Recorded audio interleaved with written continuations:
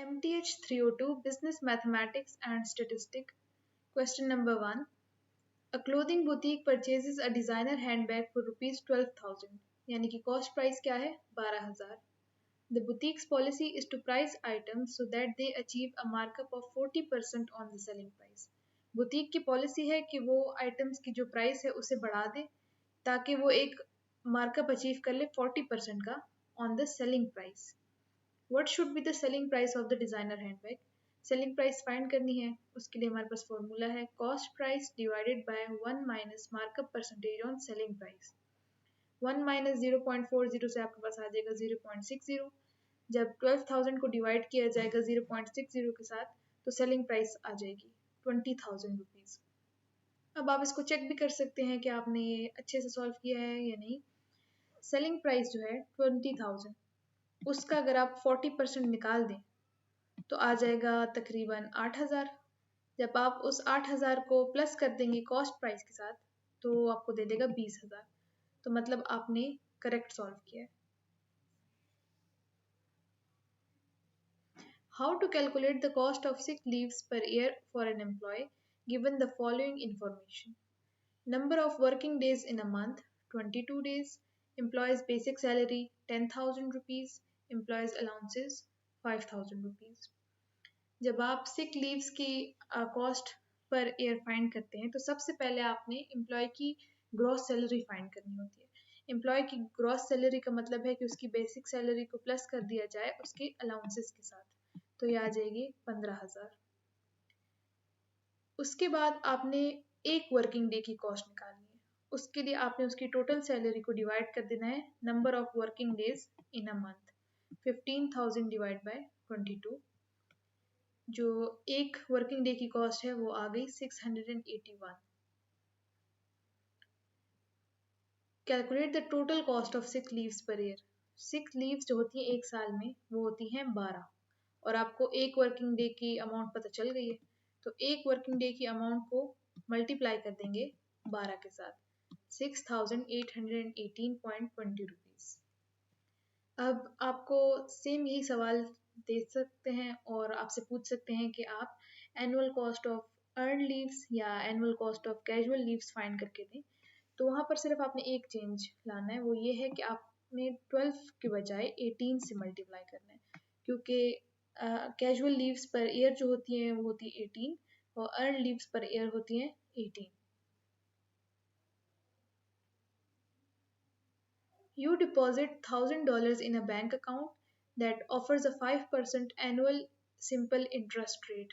If you keep the money in the account for 3 years, what is the simple interest earned?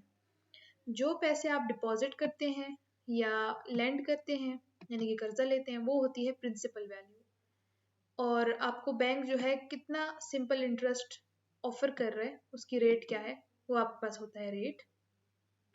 और आप कितने देर तक कितने अरसे जो है अपने पैसे जो है उसको डिपॉजिटेड रखेंगे या फिर कर्जा आप कितने अरसे अपने पास रखेंगे उससे कहते हैं टाइम. सिंपल इंटरेस्ट का फॉर्मूला जो है P into R into T. 1000 into 0.05 into 3 ये आपको दे देगा $150. यानी कि आपने जो $1,000 रखे थे अपने बैंक अकाउंट में 5% सिंपल एनुअल इंटरेस्ट रेट से 3 साल के लिए, उस पर आपको कितना जो है इंटरेस्ट आया है 150 रुपीज़, सॉरी $150. तो ये सवाल वो आपसे पूछ सकते हैं और कंपाउंड इंटरेस्ट के लिए भी पूछ सकते हैं कि सारी आपको इन्फॉर्मेशन दे दे और कहें कि कंपाउंड इंटरेस्ट फाइंड करें. तो कंपाउंड इंटरेस्ट के लिए जो फॉर्मूला है P into 1 plus R divide by 100 to the power T. यानी कि आपने P की जगह पे 1000 और ब्रैकेट में 1 plus 5 divide by 100 to the power 3 डालना है. इसको हम आगे एक्सेल पे सॉल्व कर लेते हैं. कंपाउंड इंटरेस्ट कैसे फाइंड करेंगे? Equality principal value into 1 plus rate. Rate already हमारे पास डेसिमल में है तो हम इसे डिवाइड नहीं करेंगे 100 के साथ to the power T.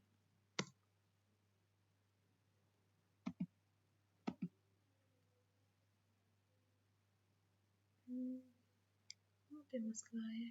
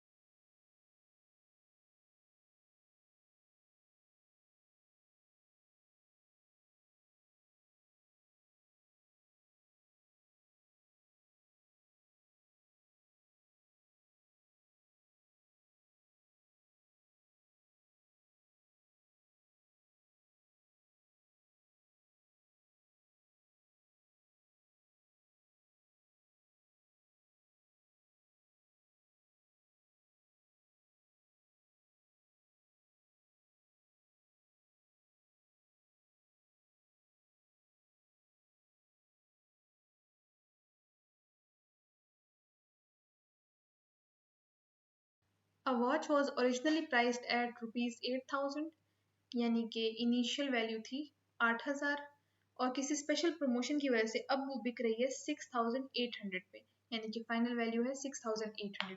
Percentage change क्या आया है प्राइस में, और ये क्या मार्क डाउन हुआ है यानी कि डिक्रीज आया है, या मार्क अप हुआ है यानी कि इंक्रीज आया है। तो सबसे पहले तो आपने क्या करना है, अभी जो फिलहाल वैल्यू है फाइनल वैल्यू, उससे माइनस कर देना है इनिशियल वैल्यू को। आपके पास जो आंसर आएगा उसके साथ अगर माइनस लगा हुआ है, इसका मतलब है कि प्राइस में रिडक्शन आई है। ठीक हो गया। अब वो जो डिफरेंस आपके पास आया है 1200 का, उससे आपने डिवाइड कर देना है इनिशियल प्राइस के साथ। जो भी आंसर आएगा उसे मल्टीप्लाई कर देना है 100 के साथ। अभी माइनस जो है ये इंडिकेट कर रहा है कि प्राइस में रिडक्शन आई है, यानी कि मार्क डाउन हुआ है।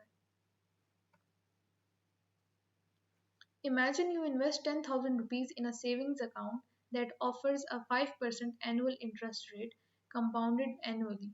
What will be the compound interest after 3 years? तो इसके लिए प्रिंसिपल वैल्यू आपके पास क्या है 10,000, रेट 5 और टाइम 3 years।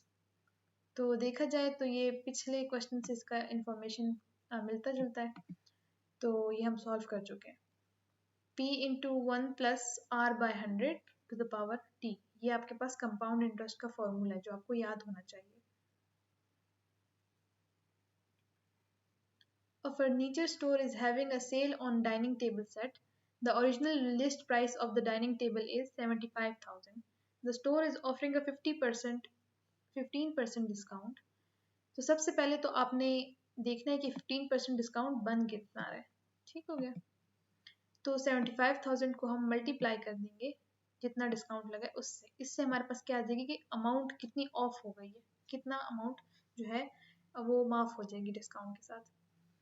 तो calculate the amount of discount in PKR, वो इस तरह हो जाएगा, what is the net price of the dining table set after the discount, और जो भी प्राइस माफ हो गई है उसको हम इससे माइनस कर देंगे, तो नेट प्राइस हमारे पास बन जाएगी। सबसे पहले हम क्या करेंगे, अमाउंट ऑफ डिस्काउंट फाइंड करने के लिए डिस्काउंट परसेंटेज को डेसिमल मिला के लिस्ट प्राइस से मल्टीप्लाई कर देंगे, यानी कि 0.15 इंटू 75,000, 11,250 रुपये माफ हो गए हैं। नेट प्राइस कैसे फाइंड करेंगे, जो लिस्ट प्राइस थी 75,000 उससे जितने पैसे माफ हो गए हैं उसे माइनस कर देंगे। तो अब जो है आपका डाइनिंग टेबल का जो सेट है वो 63,750 रुपीज़ का आएगा। ये आपके पास नेट प्राइस है। Calculate the single equivalent discount rate and the total discount in rupees for a car priced at rupees 20,000 subject to successive discounts of 20%, 8% and 2%. तो सिंगल इक्विवेलेंट डिस्काउंट कैसे find करते हैं, उसका फॉर्मूला है 1 minus और bracket लगा के सारे डिस्काउंट्स को 1 माइनस के फॉर्म में लिख लेते हैं। सही हो गया। तो आप इससे सॉल्व करेंगे, जो भी फाइनल आंसर आएगा उसे माइनस कर देंगे 1 से, और जो आंसर आएगा डेसिमल में आप उसे मल्टीप्लाई कर देंगे 100 के साथ, तो ये आपके पास सिंगल इक्विवेलेंट डिस्काउंट आ जाएगा। इस फॉर्मूले को आप गौर से देख लें कि पहले 1 है फिर माइनस है और ब्रैकेट लगा के स्क्वायर ब्रैकेट में सारे डिस्काउंट्स अंदर लिखे हुए 1 माइनस के साथ। फिर इसको सॉल्व करना है, स्क्वायर ब्रैकेट के अंदर जो भी है इसे सॉल्व करके जो फाइनल आंसर आएगा डेसिमल में उससे आपने मल्टीप्लाई कर देना 100 के साथ, ताकि आपके पास सिंगल इक्विवेलेंट डिस्काउंट आ जाए। Total discount in rupees, original price जो भी है उससे मल्टीप्लाई कर देंगे उस सिंगल इक्विवेलेंट डिस्काउंट के साथ, वो आपके पास आ जाएगा टोटल डिस्काउंट। ये डिस्काउंट लगा है यानी कि इतनी पेमेंट जो है वो माफ हो गई है। अगर आपसे कहते हैं कि डिस्काउंट के बाद नेट प्राइस कितनी बन रही है, तो आपने इससे माइनस कर देना है इससे, तो आपके पास नेट प्राइस भी आ जाएगी। A local bakery specializes in a custom designed cakes. To operate, they incur fixed cost of rupees 10,000 per month for rent, oven depreciation, and a fixed baker's salary. Each cake they produce has variable cost of rupees 500 for ingredients and packaging, and it is sold for a selling price of rupees 1,500. How many cakes does the bakery need to sell each month to reach its break-even point? सबसे पहले आपको समझने की ज़रूरत है कि break even point होता क्या है।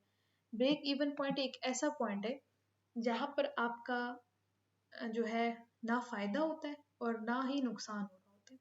उसके बाद आप जो भी सेल करेंगे आपका फ़ायदा शुरू हो जाएगा।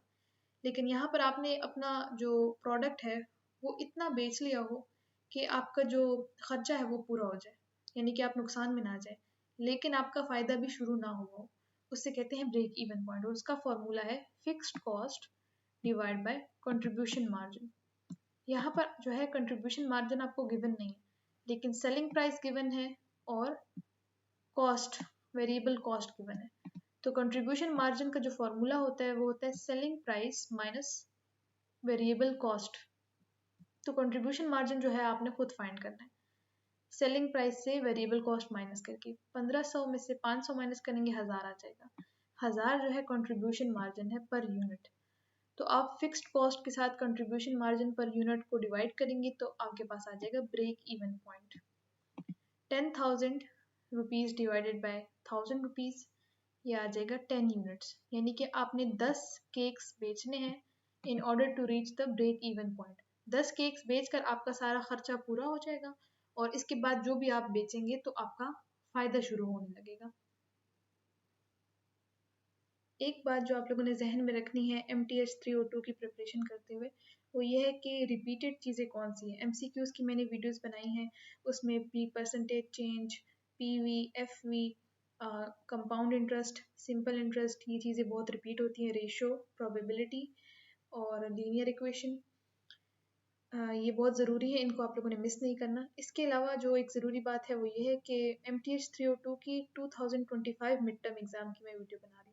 तो इस साल जो है 19 लेक्चर्स इंक्लूडेड है, लेकिन अगर आप ये किसी और साल से देखेंगे तो आपको पता होना चाहिए कि आपका सिलेबस क्या है। कभी कभी वो 22 लेक्चर्स भी दे देते हैं, तो फिर आपको वो एडिशनल 20, 21, 22 वो भी पढ़ना पड़ेगा प्रेपरेशन के लिए।